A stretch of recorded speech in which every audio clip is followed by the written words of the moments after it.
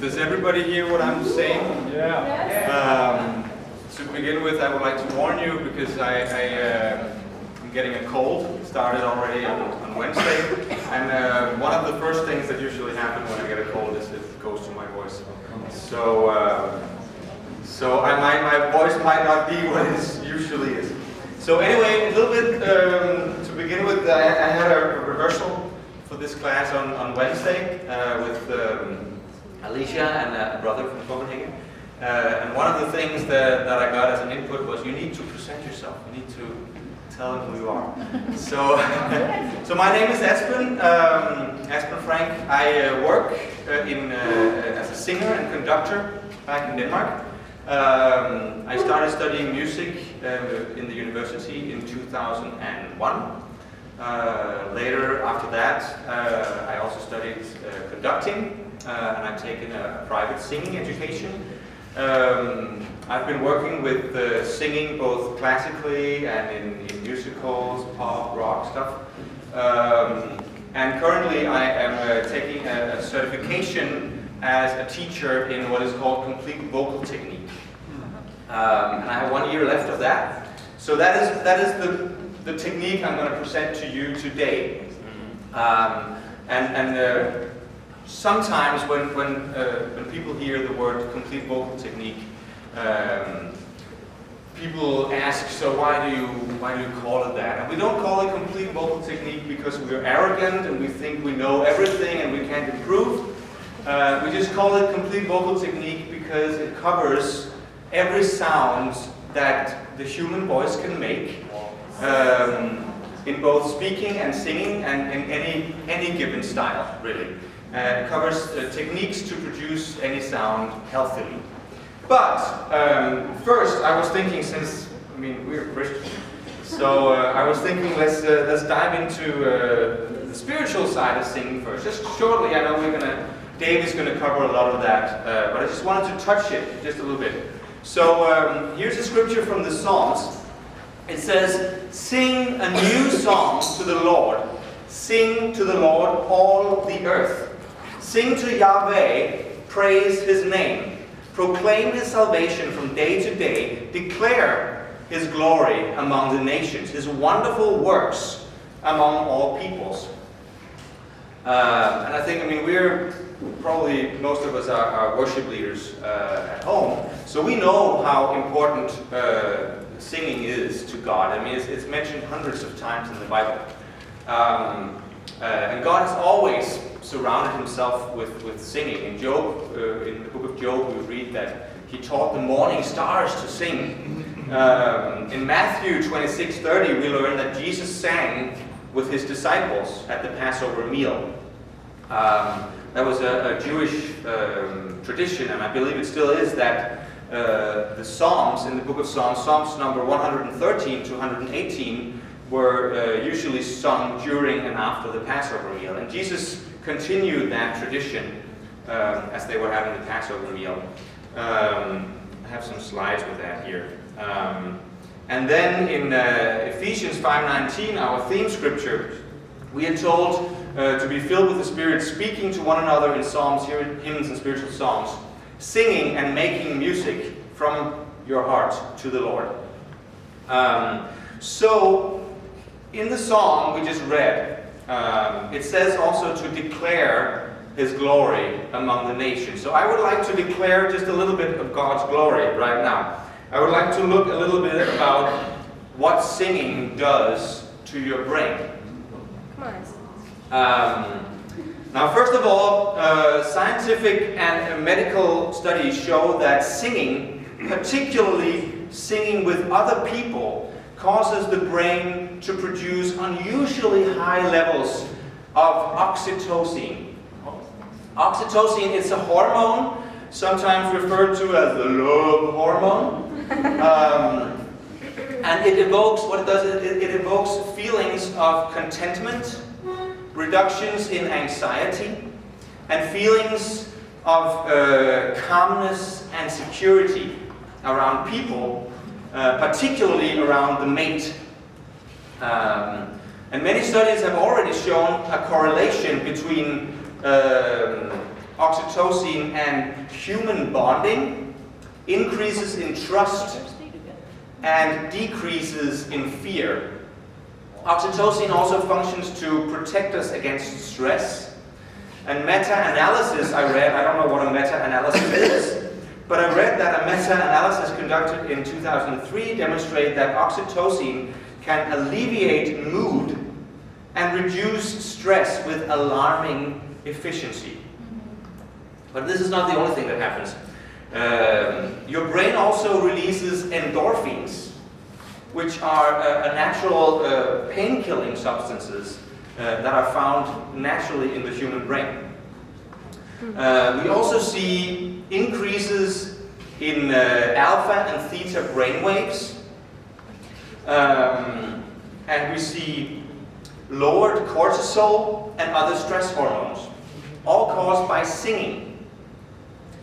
Other studies show that when you're singing together as a group or playing music together, in men's brain, a female hormone is released, and in females' hormone, in women's brains, a male hormone is released. And what these hormones do is that they make men think a little bit more like women, and make women think a little bit more like men. So what that actually does is it increases communication and connection between the sexes. It makes us communicate better, men and women. And here's the interesting thing. These hormones are only detectable in the brain up to 15 minutes after you stop playing music or singing. Then they're gone again. And here's the last thing. I found this really, really interesting. Very recently, some scientists at the Gothenburg University in Sweden, they made some research where they put heart rate monitors on singers in a choir. And they had them sing together. And what they found is, and I love this part, is that when singing together in this choir, these singers' heartbeats synchronized. So singing together intently literally makes our hearts beat in tune, or in time. Now, if you're a scientist, you will probably find this very interesting from a scientific point of view, but from a Christian point of view, I mean, we as Christians, we believe that God created us, right? And God doesn't create just by coincidence. Let's see what happens if we create this. He has a plan. And I believe He built these mechanisms into our brain with a very specific purpose. God wants us all to sing. And He wants singing to have all these positive effects on us. Brings us closer together, it alleviates our mood, and it releases stress with alarming efficiency. Come on. So I often hear, I don't know if you've heard this before, but I often hear back in Copenhagen and wherever I go, I sometimes hear people say, well, I don't sing very well, it's not one of my talents. I'm not a talented singer. I'll just let the talented people sing. So what is a talent, really? Well, we're probably all familiar with the parable of the talents. And in the parable of the talents, a talent is literally 26 kilograms of silver. It differs a little bit from where you are geographically. Some places, a Roman talent is a little bit more.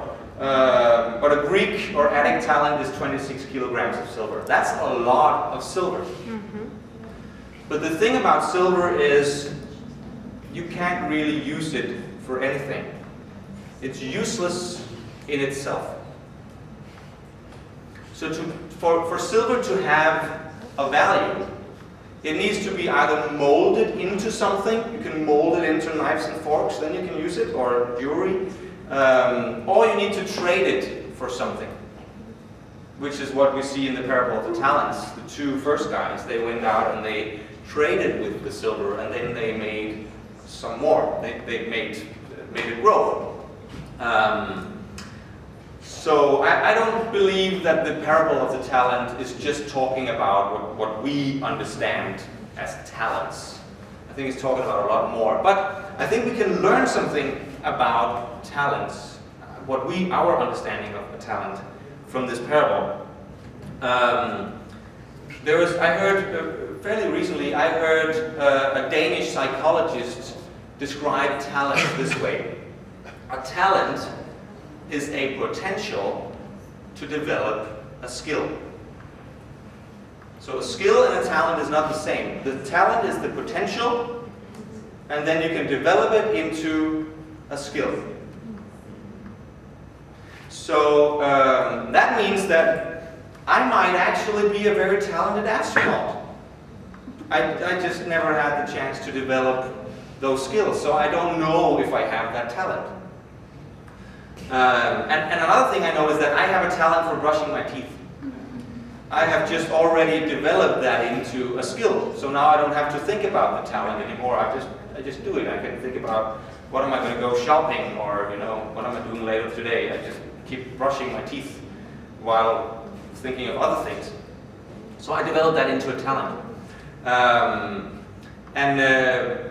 Talking about singing as a talent, when was the last time that you heard a newborn baby come out of its mother going, "Here I am to worship, here I am"? When was the last time you heard that? Right. So none of us are born with singing as a skill.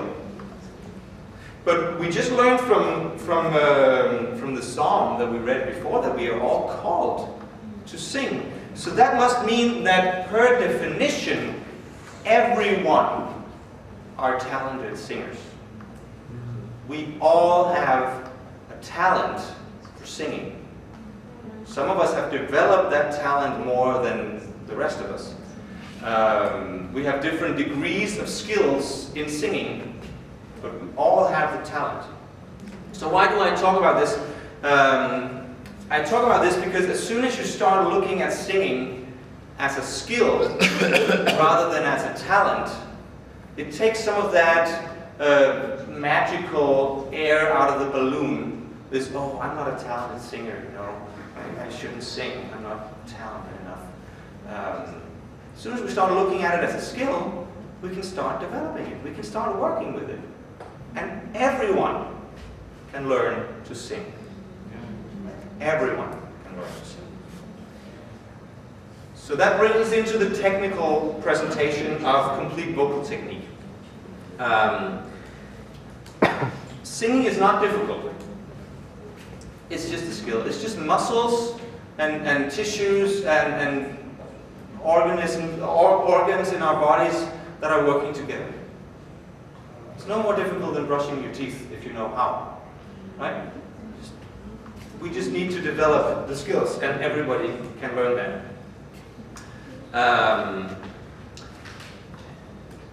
So complete vocal technique is based on anatomy and physiology. We take our starting point there because if we know the anatomy and the physiology of the body, we can start working with the body instead of working against it. When we know how the muscles work and we know the organs and how the body produces sound, then we can, by pure logic, predict what is doing this and what is doing this, and what must have this and this effect. And luckily, in practice, it actually has. So we're going to start out. The first part of this presentation here is going through a lot of anatomy. And some of you might think it's really, really boring. We'll get to some of the more practical things a little bit later in the presentation. But work with me also in the anatomy because it helps us understand how our body works. Okay? So talking about singing technique. A singing technique should work at once. It should be concrete and efficient. So this is one when those of us who work with the complete vocal technique that I do, that's one of our goals, that the technique works at once. If it doesn't work at once, then it's not performed correctly. So if there's something that I tell you here today that you don't understand, or you feel that an exercise is not working for you, then put up your hand and then I'm going to have to explain myself better. Okay? If you have questions during today, don't hesitate to put up your hands, because there might be 5 other people in the room who have the same question. So for the technique to work at once is not to be understood that we just do it once correctly and then it works for the rest of our lives. Of course not. But what we have to do is, once we observe that it works immediately, then we can start working and we can get the intended effect. Then of course we have to repeat it and repeat it and repeat it, so that we really know how to do it. And then we can work it into our muscle memory, so it happens automatically, so we don't have to think about it, right? So why do I say that it must work immediately? I say that because some singing teachers, they try to get people to do certain things, and it doesn't work, and you work and you work and you work, and you waste your time, because if it doesn't work, then how do you know you're working in the right direction? So that's why we say that if you're doing it correctly, it must work immediately. Otherwise, it's not performed correctly. So it has to work straight away. So for singing, we have 3 basic rules. And one is that it must always feel comfortable. Whatever you're doing, it must never hurt or tickle or strain. Because if it is, you're doing something wrong. And the technique should have an immediate effect, otherwise it's not performed correctly. And if it feels wrong, it is wrong. It doesn't matter what I tell you, it doesn't matter what your teacher tells you, it doesn't matter what your mother tells you, or your sister, brother. If it feels wrong, it is wrong. So trust your sensation. Alright. One of the things I do when I teach singers is that we always separate taste and technique. Earlier in time, and still with some singing systems, singing techniques were connected and usually presented with certain attached ideals. For example, it had to sound in a certain way, a certain sound color. And if you wanted to use the technique, you had to accept these ideals. But it's not necessarily so. We can get the sound that we want without having to sing in a certain style first. So that's why when I teach, I always take the starting point in what the singer wants. As a teacher, I don't have a taste, really. Because what really counts is what the singer wants to sound like. It's no use if I tell, no, you have to sound like this, and he goes, but I would much rather sound like this. Then it's my job to teach him how to sound like he wants to sound. So we separate tastes and technique. CVT, complete vocal technique, is a directory over the voice. What we have tried to do is we've tried to create a terminology that everyone can follow. That means that we are sometimes using some new terms. And some people ask me, why don't you use all the old terms? Here's the thing, that the problem with all the old terms is that some of them have so many different meanings. For instance, if I say register to you, then some people might think of a mode, other people might think of a sound color, and other people again might think of pitch.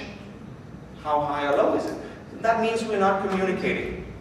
So what we have done is we have tried to create new terms so that everybody knows what everybody is speaking about. So we have specific definitions of all the different elements of singing. And then we try to eliminate all the terms that have different meanings. So that makes it less confusing, really. And what we also do is that we separate the different elements.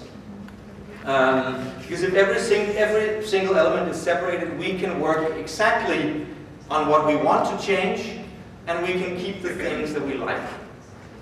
And when we separate the elements, we can also put them together exactly like we want. And thereby we can design our own sound. All sounds that the human voice can create can be produced in a healthy way. So that means don't be afraid of sound. Sounds cannot hurt you. What can hurt you is uncontrolled constrictions. Because uncontrolled constrictions, that's when the constrictor muscles, we're going to go into them in a little bit, the constrictor muscles get too active. And then they hinder the work of the vocal cords. But some people might think that when I go, Mustang Sally, that must be dangerous, right? But it's not. It can be produced in a healthy way, and I have practiced this, and I can produce it in a healthy way, and I can assure you that it's absolutely healthy, what I'm doing. So all sounds can be produced in a healthy way, and all sounds that we've heard until now can be done healthily. If some of you come up with a sound that we've never heard, then we have to put it into the laboratory, and we have to figure out a way to do it healthily. But all sounds can be done healthily. All right. What you see here is our agenda for today. This is the complete overview of any given sound that the voice makes. I call this the cookbook chart, because it works like a cookbook. You start from the top. You apply the 3 overall principles. We're going to dive into them in a few seconds. Then you choose a vocal mode. We have 4 different vocal modes. Then you can choose a sound color, and in the end you can add an effect like distortion or growl or vibrato or stuff like that. But the idea with this chart is that you work from top to bottom, and you don't start trying to get a sound color before you have the mode or the 3 overall principles to work. If we work this way, we work a lot more efficiently. And we progress a lot faster because we're not working against ourselves. The 3 overall principles. Well, the first thing to master is the support, the necessary twang, and avoiding to protrude the jaw and contracting the lips. By this, if we could keep these overall principles, we can get a larger range, we can get higher and lower. We get more power to our voice. We have enough air for singing long phrases. And we avoid hoarseness, at least from singing. I mean, it doesn't cover a cold, you know. So by applying these 3 overall principles, we can do whatever we want to do in the singing. Then we choose the mode. And in fact, we cannot avoid choosing a mode, because these 4 modes are in everybody's voice. So every sound that the vocal cords make is in one of these 4 modes. So let's look a little bit at the 4 modes. We have neutral all the way out in your left, my right. Neutral is a kind of a soft mode. It can also be done with or without air.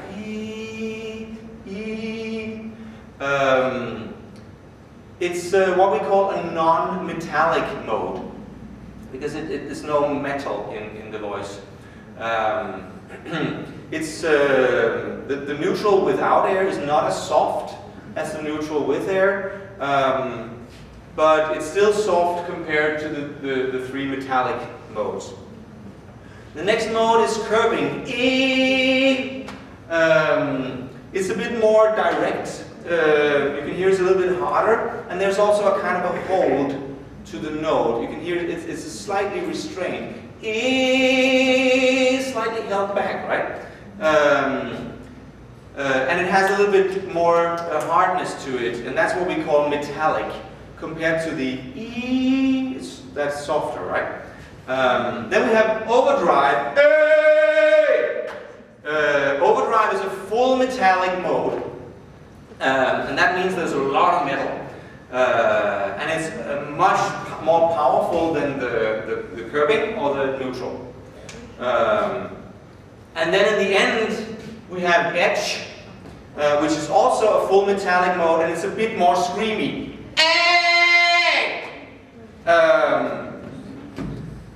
So it's just like overdrive, it's a full metallic mode. So we have one non-metallic, one half metallic, and two full metallic modes. And everybody has them. Some use certain modes more than others, but we all have all four modes. Some of you might not have worked with some modes for a long time. And then it might seem like that mode has disappeared from your voice, but it's not so. The modes are always there, and they can always be trained if you want to use them.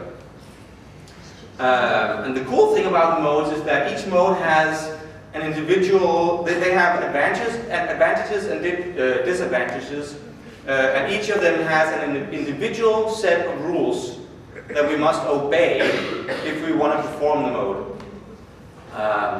So if we want to perform a certain, if we want to perform a loud sound, then we might choose overdrive to be loud, and that means we have to obey the rules for overdrive. But if we use the overdrive rules in curbing, then we get in trouble. And if we go to neutral, there's a completely different set of rules. So the rules are very specific for each mode. And when we obey them, we can do whatever we like in a healthy way. If we disobey them, we get in trouble. Okay, third level is sound color.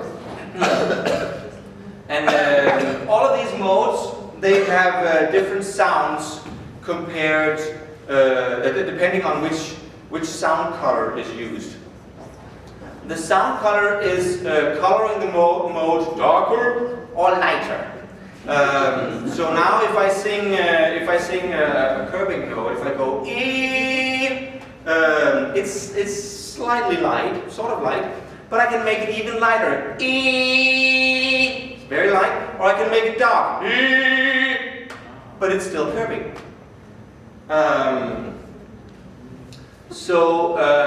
When it's dark, some people might feel that it sounds more classical,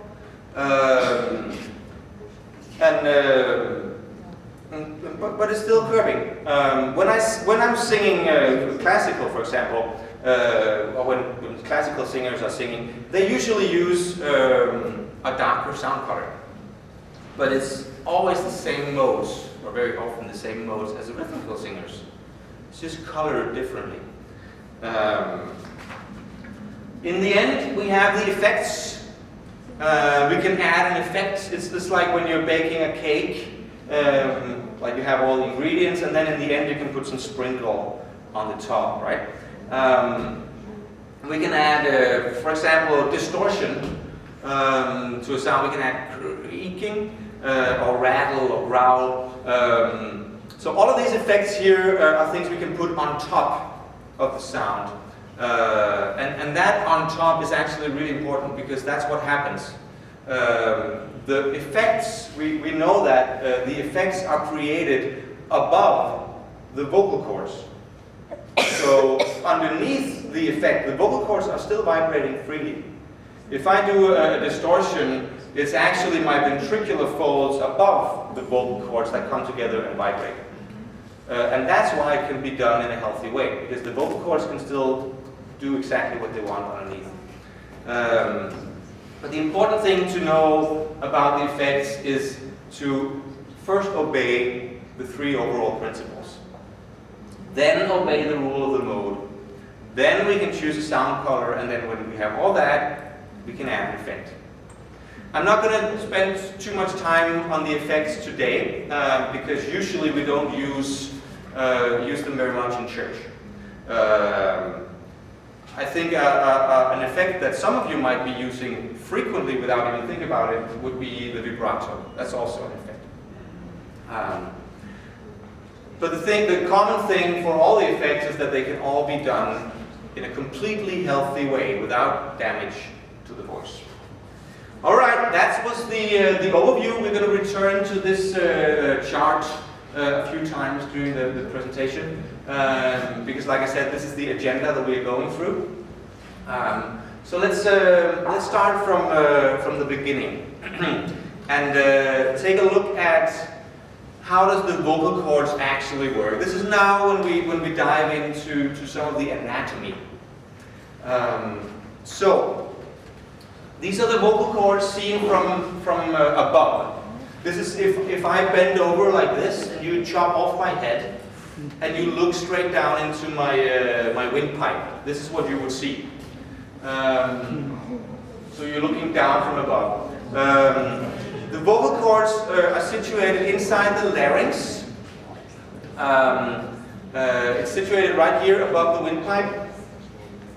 And then when I take a breath, they open and let air through. And when I'm singing or speaking, they come together and vibrate.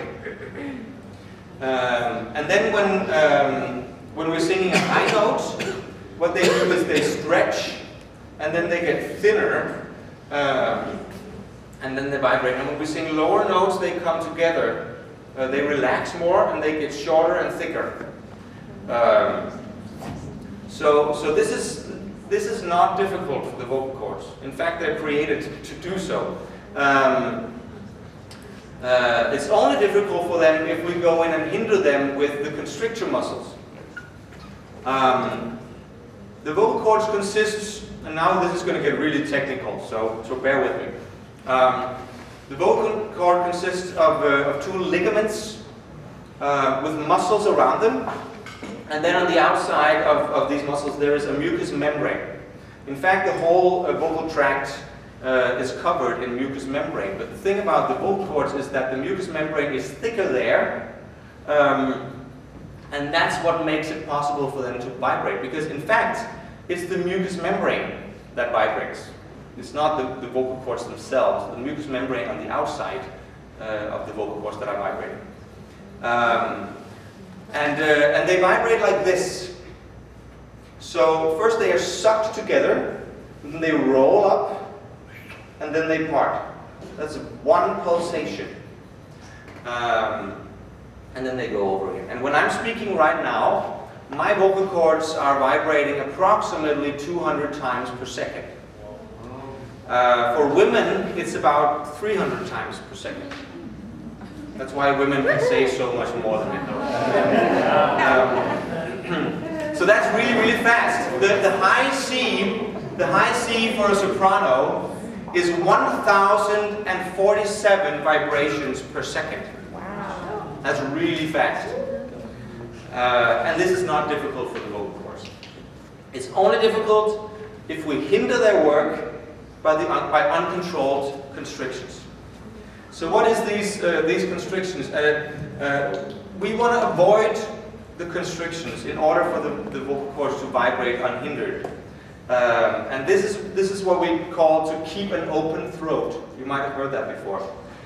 It's not what actually happens. It's not like the throat just opens up. It's just an image that describes constrictor muscles that are not hindering the work of the vocal cords.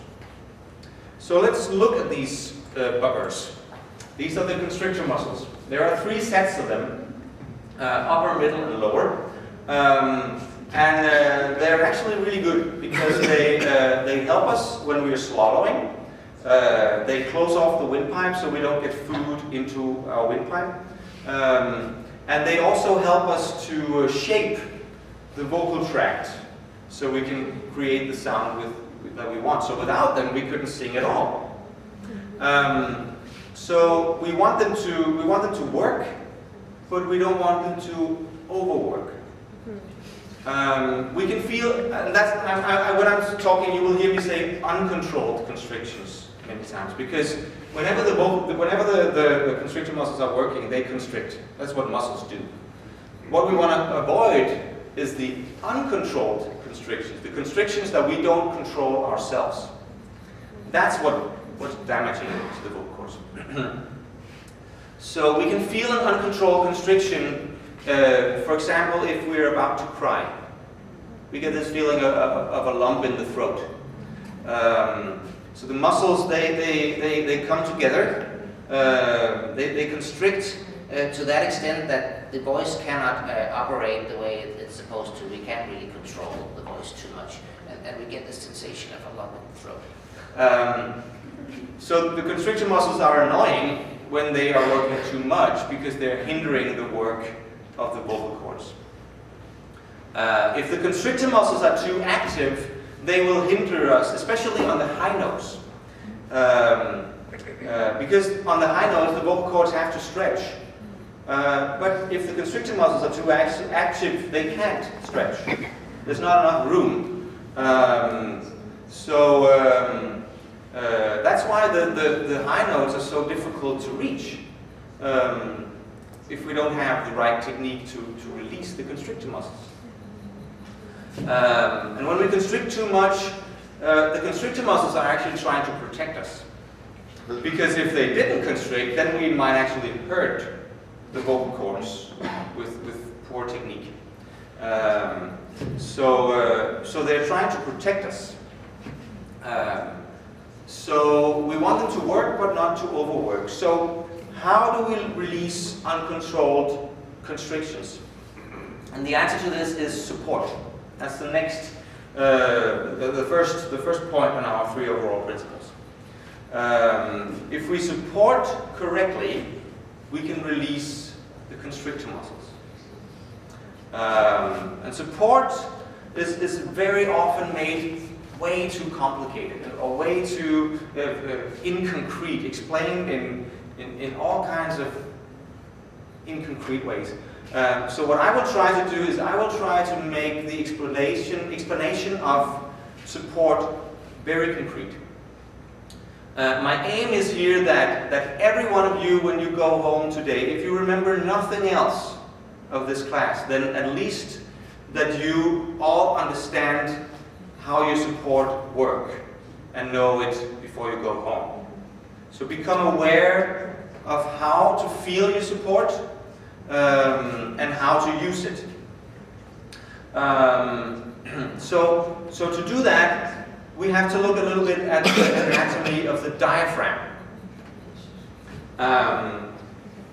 So this is the diaphragm. So who of you can explain support to me in just, say, 5 words?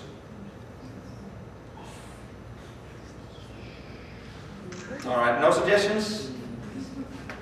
No? Okay. I would say support is holding back the breath. When we're supporting, we are holding back the breath. So how do we do that? Well, this is the diaphragm. It's an enormous muscle that controls our breathing. And it's situated right here under the lower ribs. And it's an enormous muscle. It's situated in the middle of the torso and has the shape of a parachute. And when we inhale, it contracts and lowers. And then when we exhale, it relaxes, and the air goes out of our lungs. When we inhale, the diaphragm becomes flatter and it expands our ribs. So I would like us all to actually feel our diaphragm for a second. So if you would just like to stand up for a second. And then place your hands around your lower ribs. Here, and then try to exhale, blow out all your air. And then try and inhale. And then feel what happens to the ribs. Right. Can you feel what happens? Shoot. What? They expand. Yeah, right. They go out. And then when we exhale, they go in again. Now try and place your hand at the solar plexus. I'm just going to do like that. The solar plexus right here on the solar spot. Yeah. And then try to do the same thing. First empty your lungs. And then take a breath. Yeah. What happens to the solar plexus? Higher. What happens? What? Inside and outside again. When you inhale, the diaphragm,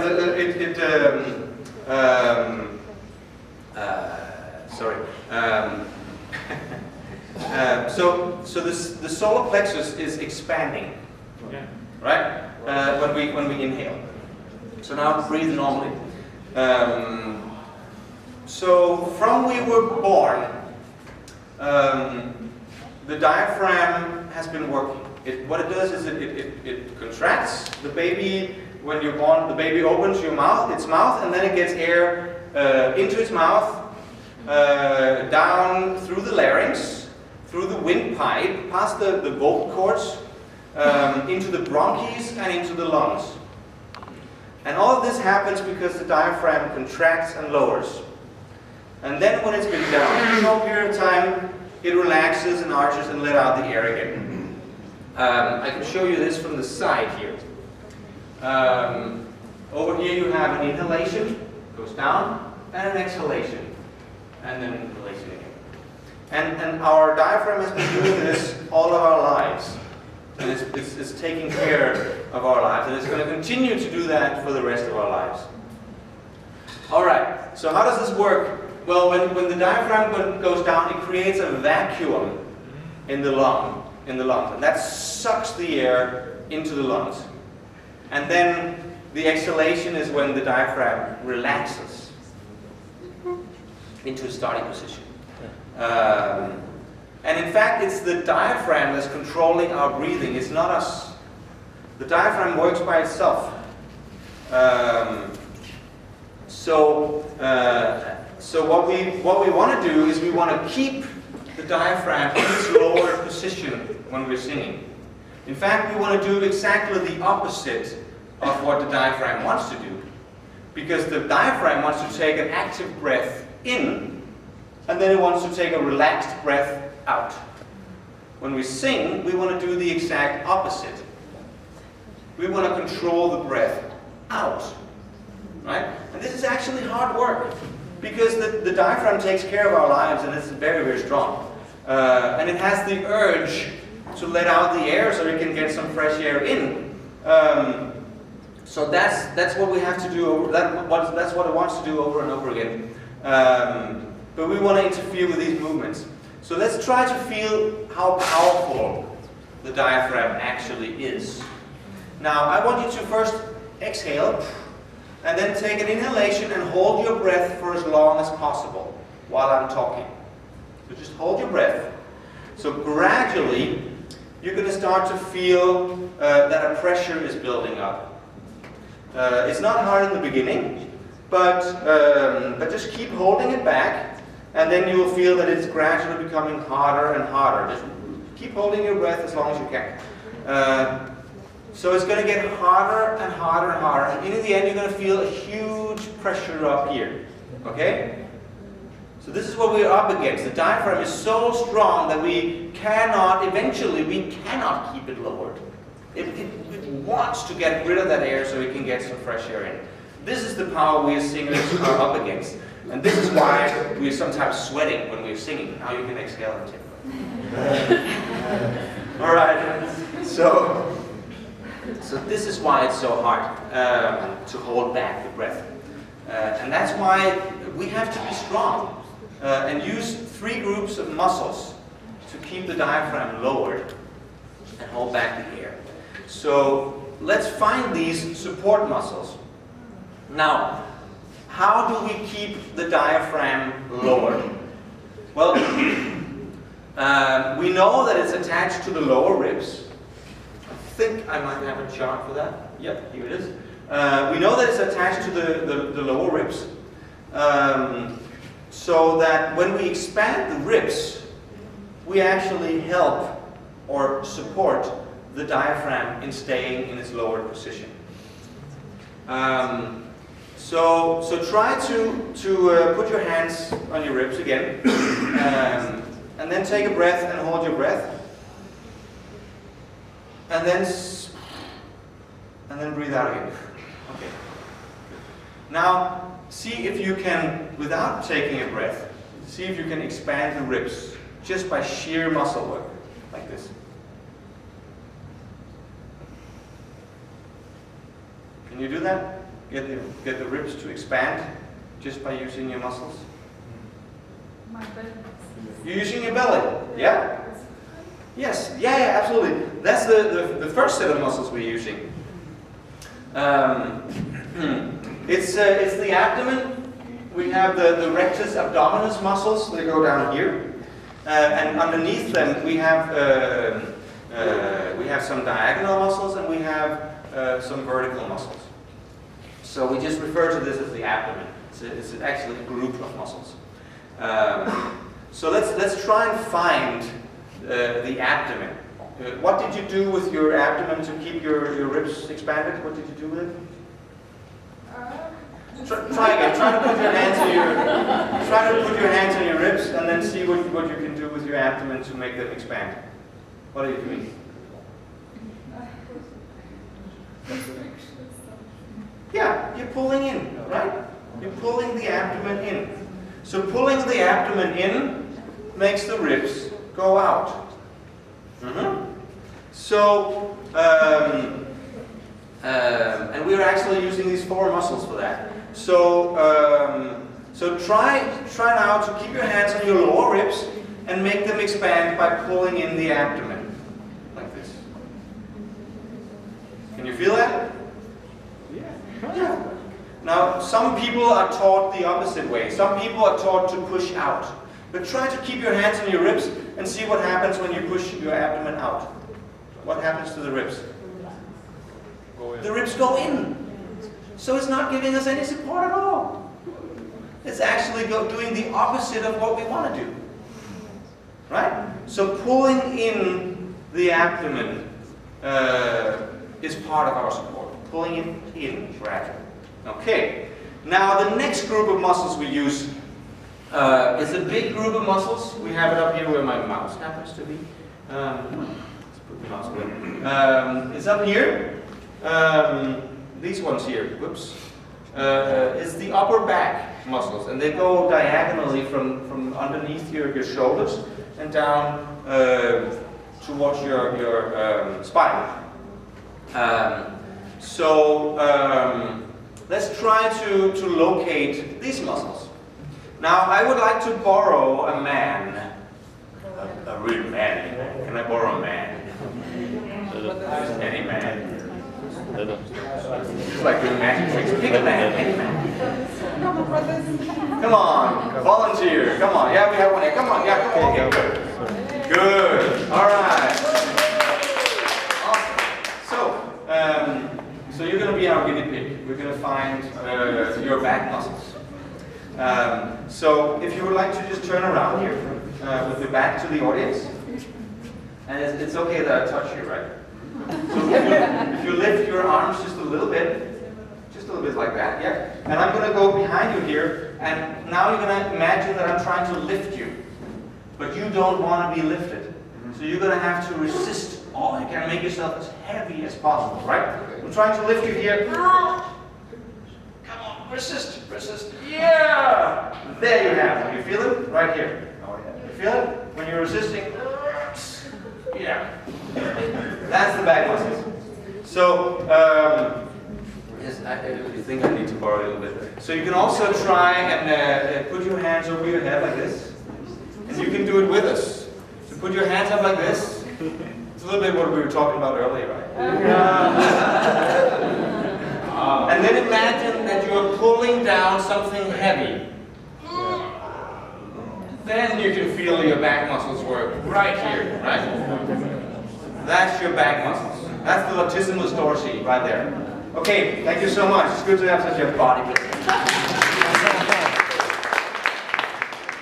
So we need to become strong, we need to have strong latissimus dorsi muscles because they help us have the expansion at the back.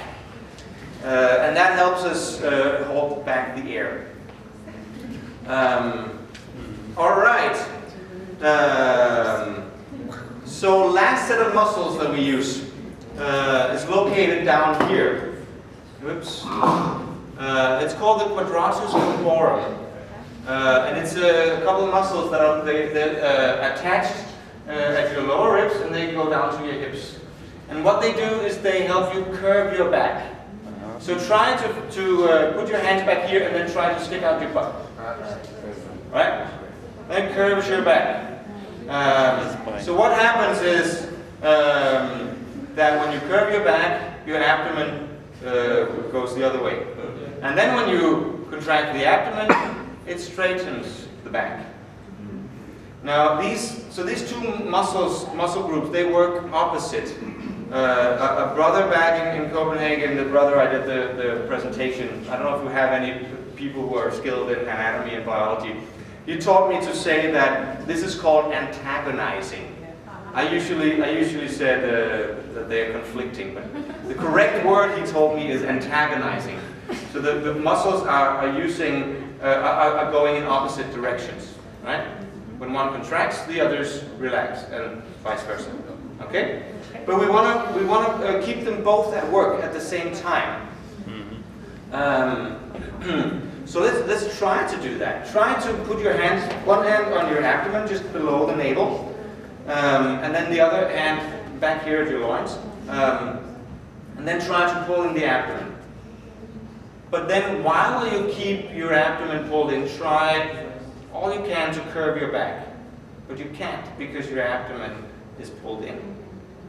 So then we have a resistance. Right? So if we do this right, we have a pulling from the abdomen and a pulling from the quadratus lumborum at the same time. And this keeps the ribs extended. And it adds a lot to also add then the latissimus dorsi muscles to keep the ribs extended at the back too. So when we use these three muscles, when we are supporting, then the abdominal muscles, the latissimus dorsi, the quadratus lumborum, this costs a lot of energy. So that's why it's important when we're singing to be strong and in good physical condition. Because the stronger we are, and the better stamina, and the better stamina we have, the better singers we can become. And that's why it's so essential for singers to train their muscles and stay fit. So, stay fit. This is support looked at in a different way. We call it the support tree because it looks kind of like a tree trunk. Support is holding back the breath. That is done by holding the diaphragm down. And the diaphragm is held down by keeping the ribs extended, and the ribs are kept extended by pulling in the abdomen around the navel, tightening the muscles of the back, and attempting to curve the back. And all of this is done in a continuous movement, as though we were working against the resistance. As long as there is movement, there is support. When the movement stops, we're out of support. And then we get the constrictions we don't want. But if we do this correctly, we can release the constrictors. All right, so let's try to use all of them at the same time.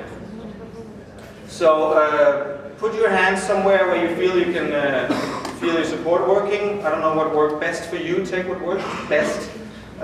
This goes, by the way, for everything that I'm saying today. Take what works for you and leave the rest. Okay? Because if it doesn't work for you, it's not going to help you a bit. Okay? So keep what works, leave the rubbish. Oh, it's not rubbish, but leave it. So All right, let's try and feel these here. Try and exhale first, then take an inhalation, and then hold it and pull in the abdomen, tighten the latissimus dorsi at the back, and then try and curve your back. Keep your breath held. Now try and overdo it. Try and do too much. What happens? It's painful, right? It gives you a tightening up here. It's too tense. Right? So that was too hard work. But it's the right muscles.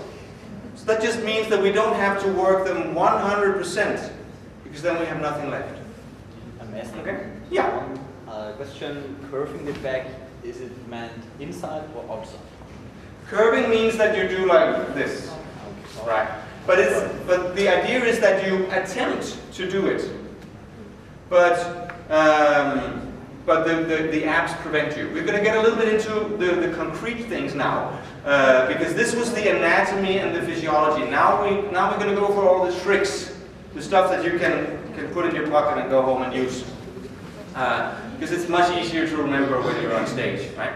So this is one of many ways to feel our support is if you place your hands at the waist, the soft part between your ribs and your hips.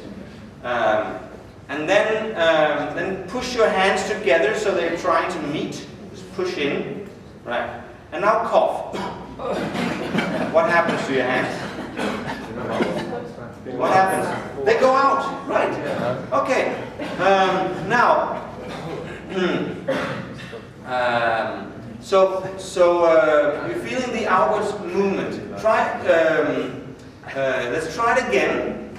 So try first to just cough one time. Yeah? And now relax and do the same movement without coughing, just by using your muscles. Can you do that? Yeah. Yeah. Okay. So do this. Don't use all this movement at once.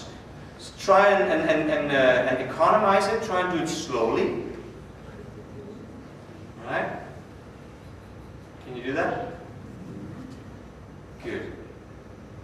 And now try and go. If you're pregnant, don't do this next exercise. If you don't want anybody to know you're pregnant, just pretend you're doing it. Okay?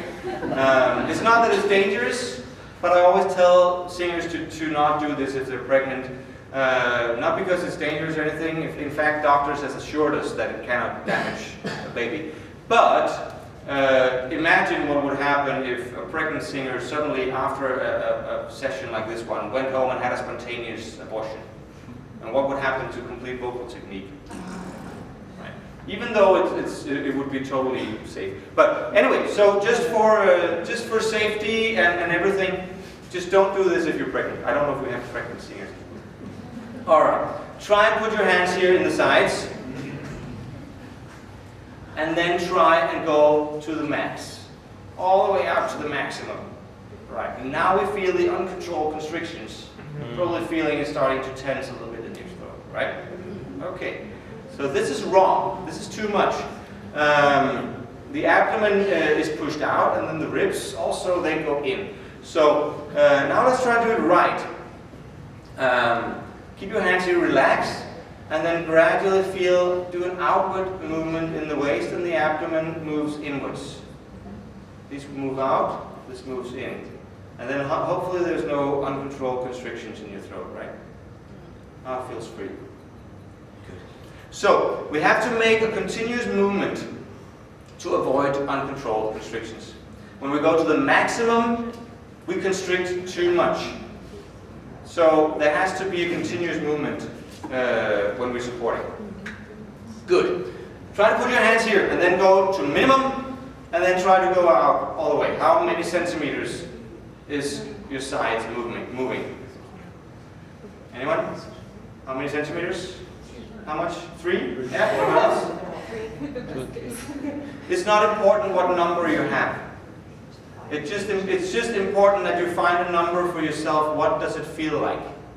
If it feels like 3 centimeters from minimum to maximum, that means that to go out 10% will have to feel like 3 millimeters.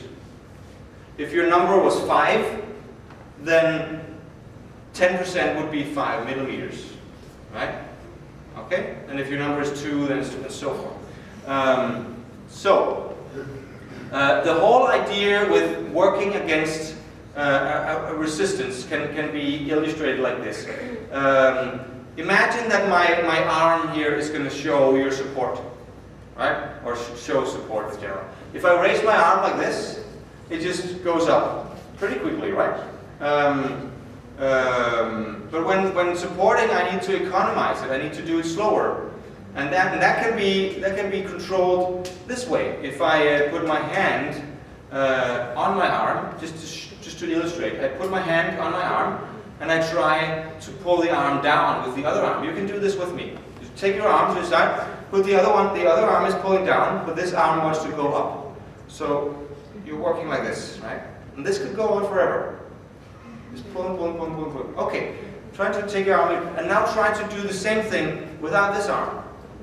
So you have the same sensation, pulling one way and pulling the other. Like this is like something's pulling down, but you're trying to pull up, and it's really hard, right? Pulling up, pulling up, pulling up. Right. That's what we do down here. We have one set of muscles trying to pull one way, and another set of muscles trying to pull the other way. This is what the brother in Copenhagen said is called antagonizing. Okay, so this conflicting muscle work is needed in all support movements. So now try and don't put your hands in your waist, but try to do the same exercise that we did before. And then imagine that I'm pushing in from your sides. Imagine that I'm having my hands on your waist like this, and I'm pushing in, but you're pushing against me. Can you imagine that? Try to go from minimum, and then pull out to maximum.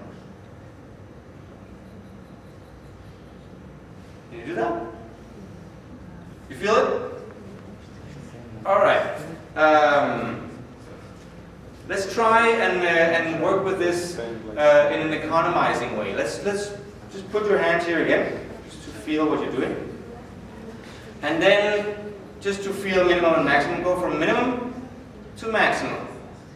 Right, go back to minimum. Now go out 10%. Just 10%. And go out to 20, and to 30, and to 40, and go out to 50%. How many of you have 50% left? None of you. Right. We always use too much in the beginning. Okay? So this is very common. Now, let's try it again. But don't give it all away at the same time. So place your hands here, go to 0. And now give me just 10%. It's so little that I don't hardly do anything. I'm just thinking about doing something. Then go out to 20. And then 30. And to 40. And now you're at 50. And go to 60. 70. And to 80. And then to 90. And then give me 100. And that's when we get the uncontrolled constrictions, right? Good. This is how the support should work. And if we do this, we can get our support to last longer, we can get longer phrases, we can get more power, we can release the constrictions, and we don't get hoarse. Alright? Good. Here's another little trick for support. We don't need all our support in the beginning. We need support in order to release uncontrolled constrictions, and that's when we get the uncontrolled constrictions when the singing gets difficult, but when the singing is easy, we don't need support. And take account what we call natural support. Natural support is what happens right after inhalation, when the diaphragm is lowered and it naturally stays down for just a little brief moment. We could call it free support, because it doesn't cost anything. So let's try and find our natural support. Try to exhale, and then take an inhalation, and and then notice a short period of time before you want to breathe out again. Right. Now to try to do it the other way around. Try to take a breath in and breathe out immediately right after. It doesn't feel natural, does it? No. So try the sensation of the natural support once more. Exhale, and then take an inhalation, and then notice the short pause, and then breathe out again. Right. So this is the natural support we are using, for instance, when we're scolding to achieve power. Right? Let's try to work with this a little bit. I'm going to need a timer now, because we're going to try to work with this natural support. You can feel your sides if you want to do that, or feel your abdomen, wherever you like to feel your support. Now we're going to make an S sound, a S sound, right? But we want to make it last for a minute. So make sure you don't use too much effort in the beginning. Alright? So exhale and then inhale. And then make an S sound, and I start this timer. Okay? Don't use all your support immediately. Don't press it out, just hold it back. And now focus on keeping your ribs extended. Remember the continuous movement, and remember to economize your support. Now gradually pull in the abdomen. Expand your back. Gradually try to curve the back, even though the abdominal muscles are still active. And this way we save more support, so we have more for later. You're still economizing. Alright, and then when you have nothing left, just let go, don't push. Okay? Right. Good. So the more we save in the beginning, the more support we will have left in the end. Alright? Good work. So, all singing is about holding back the breath. Sometimes I hear singing teachers or singers say that they are trying to press out the air. But try this. Try to take the back of your hand here and then sing a quiet, breathy note. Right. Now try and sing a loud note. And you feel less air. Right? You feel less air on the powerful note. Okay? So, if we hold back our breath, or hold back the air, we can sing all notes in all ranges. We can sing for longer. We can get all the power we want, and we avoid hoarseness. Alright? Cool. Let's try to put this into practice, shall we? So we're going to sing 5 notes up and down. I wrote down here, let's see, we start, yep. Do I have sound here?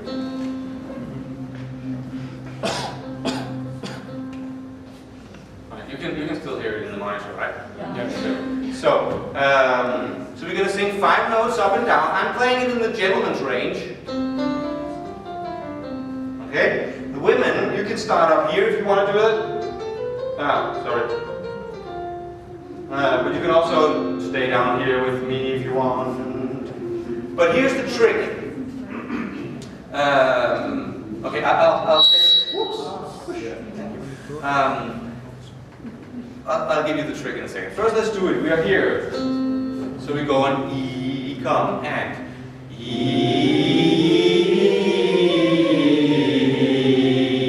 Just 5 notes, right? Did you use any support? Did you support? Anyone support it? Yeah, why? Easy. It's easy. You don't need support unless the singing gets difficult. And this range here, it's easy. This is an easy range. So what are we going to do if we use all our support now? What are we going to do when it gets difficult? Right? So So it's not a problem to use too much support, but it's a problem to have too little left in the end, right? Because that's when we get the uncontrolled constrictions. So try to do this exercise without supporting at all. Okay? You're going to do the same thing here. No support. Do everything you can not to support. Come and.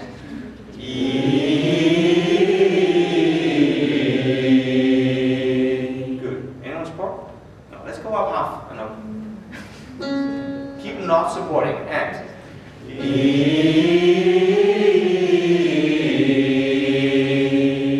If you start supporting, put a finger up. But try. You start supporting. Try to just relax. Just relax. Don't do anything. Just voice. Just let the voice work. Here and.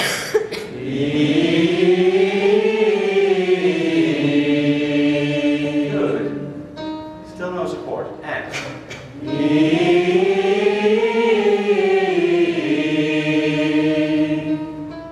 And. Anybody supporting? Yeah. Try not to. Okay? And then tell me if any one of you feels uncontrolled constrictions. This is what we're trying to do actually. We're trying to reach the point where you start feeling the uncontrolled constrictions. Right? Because then we can apply the support and then we can feel how it releases the constrictors. Okay? So do all you can to not support. We're here, E and.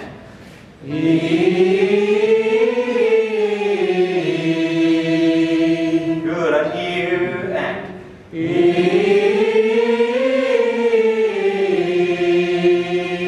Be sure to put up a hand if you feel uncontrolled constrictions. And. Okay, we have a hand there. Can you come up here for a second, if it's okay? Just in front of you. Okay, so I would like you to put your hands on your sides. And is it okay I put my hands in your hands? Just like around your wrists? Yeah, it's okay? Okay, so now we do the same. You go with us. E, we're here. And. Did you feel the constrictions now? No. No. So what did you do differently? I was pressing in a little bit on her hands on the high note. So that probably made you push out just a little bit against me, right? Right. So that's where we feel the constrictors start to release. Okay? You want to go on a little bit? Yeah. So once we start triggering the uncontrolled constrictions in the top, we start adding just a little bit of support.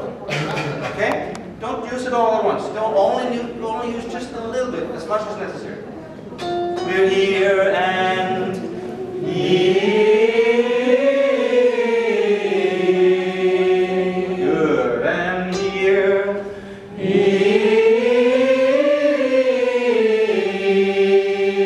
Anybody else starting supporting? You supporting a little bit? Okay, good. Super. So I just wanted to make sure. Did your hand mean that you feel a constriction? No, I felt the constriction. You felt a constriction. Yes, Okay. Do you want us to work on it a little bit? Yes, we can do it, yes. We're gonna just come up here. Esben, I have a question. Yeah. So do you want us normally not to support? Only when the singing is easy.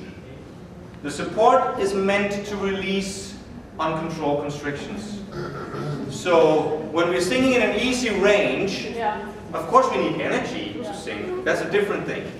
But support means to hold back the breath so we can release the constrictions. Because I feel that it sounds very breathy, and Okay. I don't know if it's just me, but I feel like if I support a little bit, it sounds less breathy, which is a sound that I prefer. You prefer the breath. No, I prefer the less breathy Less sound. breath. Good. We're going to get to that in a second when we get to the necessary twang. So right now, just focus on what we're doing here. So let's do you here, just for the last thing here. Put your hands in your sides. Is it okay I put my hands in your hands? Good. Put my hands here. And we go, everybody here. E and E. Perfect. Did you feel the constriction now? Yeah. Good. Awesome. Right. Let's move on here because we're a little bit short of time. So the point is, if we don't use the support when it's easy, we will have support left when the singing gets difficult. Okay? And we only support when the singing is difficult because when it's easy, we don't need the support. Right? Good. And if we support correctly, then everybody should have the high C. Right? If we don't have the high C, well, it's because we get uncontrolled constrictions. And if we get the uncontrolled constrictions, that's because we're not using our support correctly. All right? If we're using it and we're timing our support exactly on the high note, then we release the uncontrolled constrictions and we'll get the high C. Everybody should have at least 3 octaves in their voice. It's just, and you know what I mean when I talk about octaves, right? Yeah. Good. So it is only a matter of timing the support correctly. Let's move on to the next thing on our cookbook, which is the necessary twang. Now, necessary twang happens down here. You don't know what that is, but I'm going to explain to you. This is the larynx seen from the side. You can sit down for a second. This is the larynx. It's seen from the side. If this picture, the top picture and the side picture is me, then I would be standing like this, and you would have cut me down like that, straight through. Oh, no. And looking in, yeah, gross. Don't do that. You have the little plate you see here.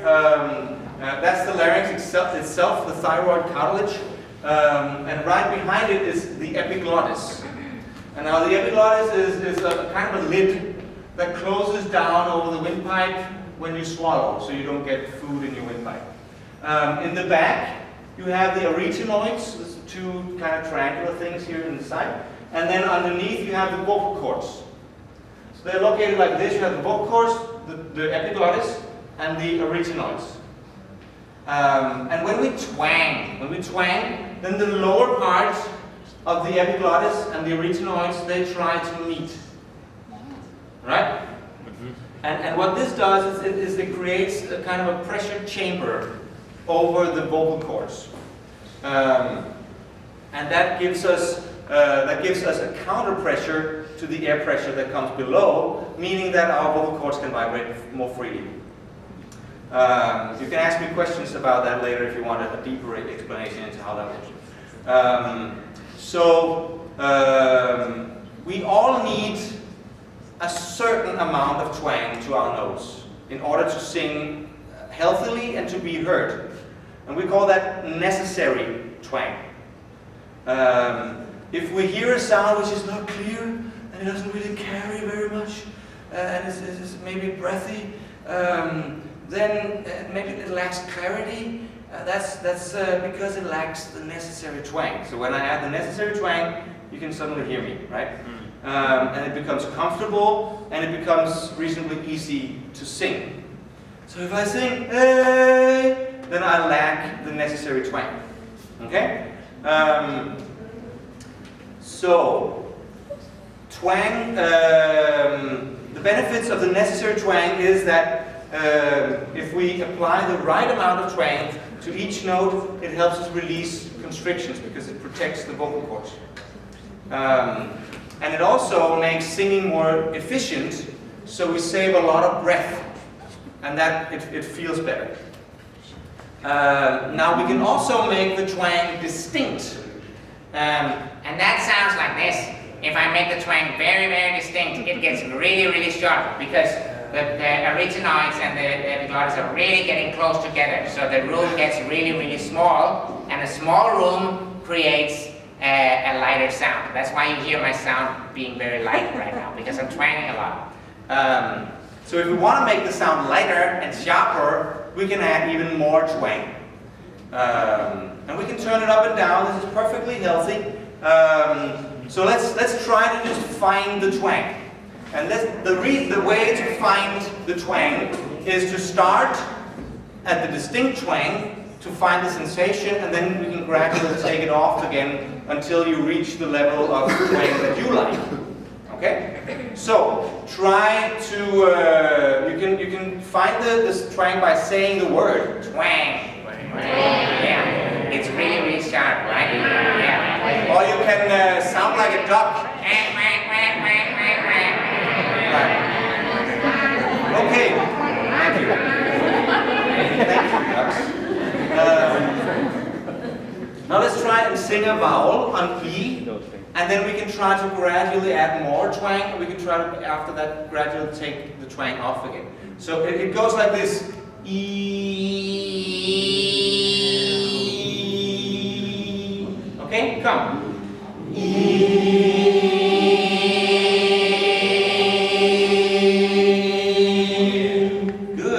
Good work. So, in a little bit later, we're going to talk about sound color. And dark sound color notes have necessary twang too. And if you add more twang, it becomes distinct twang, so you will hear the twang more clearly. If I do a dark sound color note, I can do a dark sound color note and then try and show you what my twang is doing here. So if I go,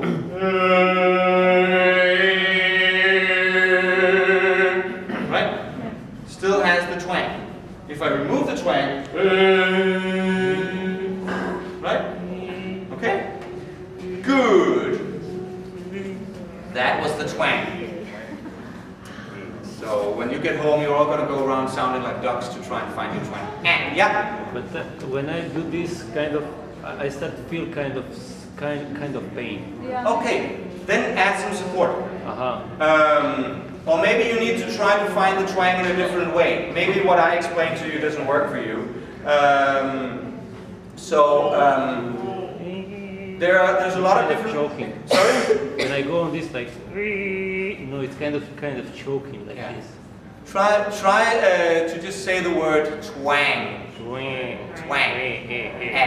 Twang. Yeah, that's Much better, right? Yeah. So you can do it on the vowel for example. As an and. Yeah. So when you're doing the twang correctly, it should feel perfectly free and perfectly healthy. Good. Back to the good book. The last point on the 3 overall principles is avoiding protruding the jaw and avoiding tightening the lips. We're going to go a little bit quickly over this.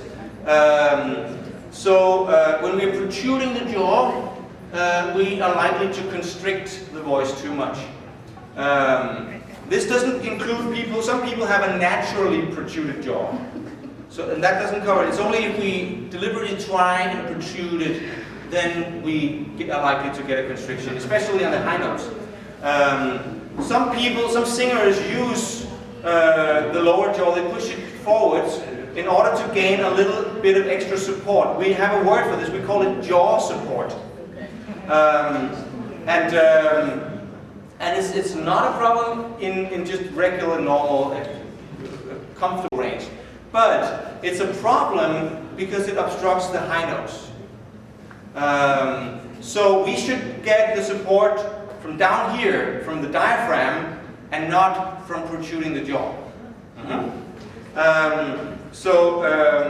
Try to protrude your jaw, push your jaw forward. Yeah. Okay, doesn't feel good, does it? No. Now, this is how you get rid of a protruded jaw. Imagine you're sitting on a bus and you fall asleep. Your head bags, you fall asleep. And your jaw drops. And you maybe start to drool. You don't have to drool when you're singing. That's how it feels to just drop the jaw, because the jaw is attached like a hinge. It doesn't move down like that, it moves like that. So So one way to make sure that you don't protrude your jaw is you can take a finger, now drop your jaw in, and then you put your finger behind your front teeth. And the finger is pointing upwards.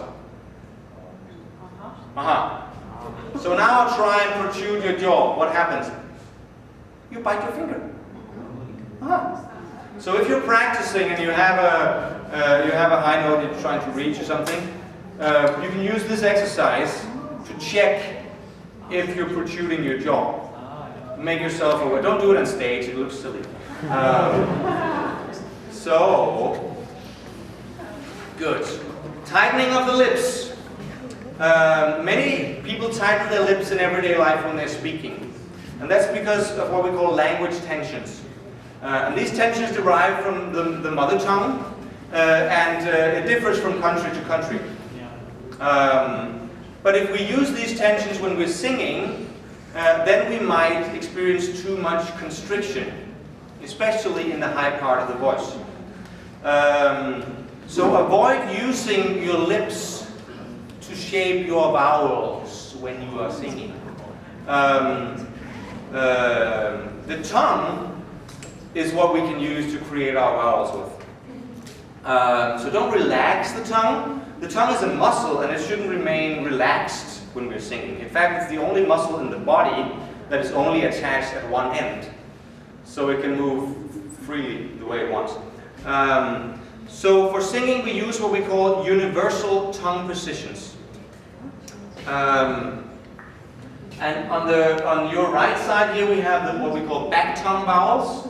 And on the left side we have what we call front tongue vowels. The back tongue vowels are usually the more difficult to do with your tongue. And these are just what we call main vowels. There's a lot of what we call satellite vowels, which are variations of these vowels. So we have these 8 vowels that we can work with. And the back tongue vowels from the top is oo, as in two. We have the o as in woman. We have the o as in so. And we have the a as in far. So try to say these vowels, but try to smile and say them. We go oo, o, a. So it's a little bit tricky, right? Yeah.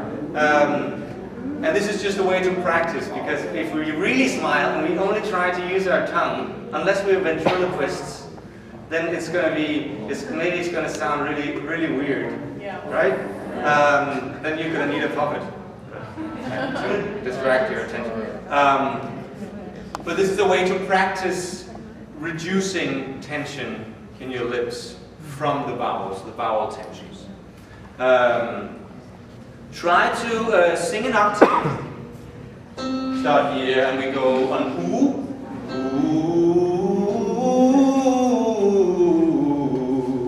Right. Try to do that now with really pouted lips. So we go oo and oo.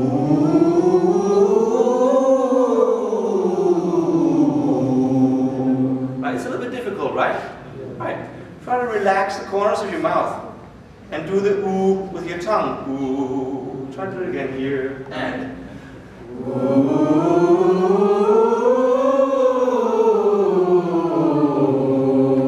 Much easier, right? Good. On the other side we have the front tongue vowels. That is E as in C, E as in I have a good word here. E as in sit, E. We have the A as in stay, and the A as in and. That's your great twang vowel, okay? They are front tongue vowels, and if we try to do that with our lips, we can get constrictions as well. So try to do. Let's do this the same octave, but try to do those vowels with your corners of the mouth relaxed. Ooh, come and. Oh yeah, sorry, we're going on the E. Let's do the E. E and. E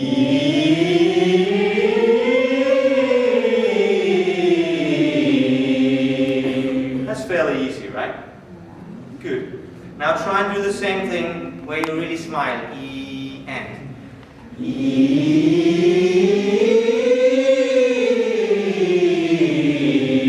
Slightly more difficult, right? Slightly. Good.